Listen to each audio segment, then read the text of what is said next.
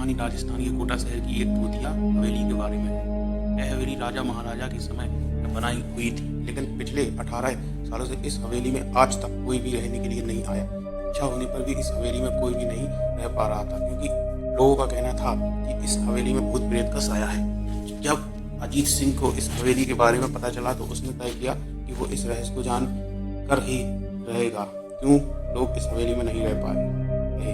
उसने मजबूत इच्छा शक्ति से हवेली में रहने की पूरी तैयारी कर ली। जब उसने हवेली के अंदर जाने के लिए पैर आगे बढ़ाए तो दरवाजे पे किसी अनजान व्यक्ति ने उसे रोक लिया और नजदीक जाके बोले, कौन हो आप और किधर जा रहे हो? अजीत सिंह ने जवाब देने की बजाय उसने सामने सवाल किया, जी आप कौन? मेरा नाम अर्जुन सिंह है और मैं यहीं पास में ही रहता हूँ। अजीत सिंह ने कहा, ओए अच्छा, मैंने सुना है कि यह एक भूतिया हवेली है और यहाँ कोई नहीं रह पा रहा है, इसलिए मैं इस हवेली में एक दिन रुकने का फैसला किया है। अर्जुन सिंह ने कहा, जी हाँ, आपने सही सुना और आप भी अंदर मत जाइए, मेरी माने तो आप भी वापस लौट जाइए, यहाँ बहुत खतरा है। यह सुनकर अजीत सिंह खुश हो गया, जैसे उन्हें कोई लॉटरी लग गई हो। अर्जुन ने उसकी खुशी को देखकर बोला, आप क्यों खुश हो रही हो? आपको तो भूत का नाम सुनकर डर लगना चाहिए। शायद आपको पता नहीं होगा कि मैं भूत प्रेत में काफी दिलचस्पी रखता हूँ। अगर इस हवेली में भूत हैं तो मैं अंदर जरूर जाऊंगा और सारी सच्चाई का पता भी लगाऊंगा। इतना कहकर अजीत सिंह उस हवेली में चले गए। अंदर जाके अजीत सिंह ने अपनी बैग को साइड में रखा और हवेली के चारों ओर देखने लगे। सारे रूम में चेक कर लिए, बाद में ड्राइंग रूम में आके सोफे पर बैठ गया। उसने वहां बैठकर दारू के 2-4 पैक भी पिए। वही अचानक उस रूम में लाइट का एक बल्ब चालू बंद होने लगी, लेकिन अजीत ने उस पर ध्यान नहीं दिया। थोड़ी देर बाद दूसरा बल्ब चालू बंद होने लगा, फिर तो हवेली की सारी लाइट चालू बंद होने लगी। यह सब देखकर अजीत अपनी जगह पर खड़ा हो गया और संपूर्ण सचेत हो गया। अचानक उसके सामने एक छोटा टेबल हवा में उड़ने लगा, करीबन 6 फुट हवा में ऊपर जाके गोल गोल घूमने लगा। बाद में अजीत की और तेजी से आने लगा।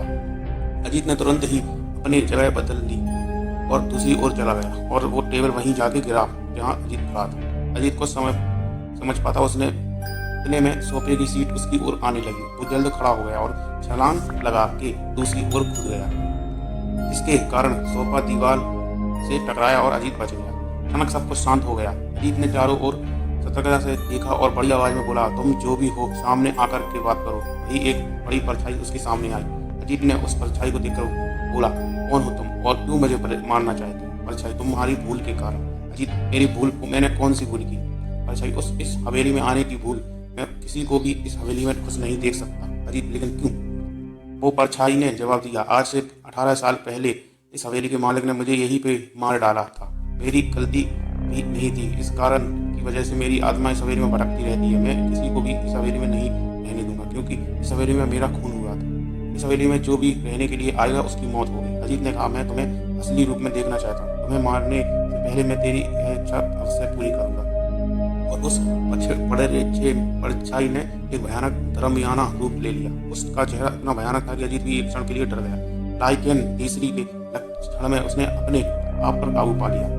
बाद में उसने अपनी जेब में से सफेद पाउडर निकाला और उस भूत के ऊपर फेंक दिया। भूत के ऊपर पाउडर पड़ते ही वो जलने लग गया। बड़ी बड़ी ज्वाला सी उठने लगी। वो बहुत जोर से चिल्लाने लगा और बाद में पूरी तरह से चला गया। उसके बाद अजीत ने चैन से सांस लिया और वहीं पर सो गया। दूसरे दिन सुबह जब अजीत की सही सलामत हवेली से बाहर आते देख अर्जुन को आश्चर्य हुआ। अर्जुन ने अजीत से पूछा, तुम कैसे जिंदा हो? जब अजीत ने अर्जुन को कल रात को घटी घटना को पूरी तरह से बताया और बोला, अब यह हवेली भूतिया हवेली नहीं है। दोस्तों, आपको यह कहानी राजस्थान के कोटा की भूतिया हवेली कैसी लगी? प्लीज हमें कमेंट करके जरूर बताएं।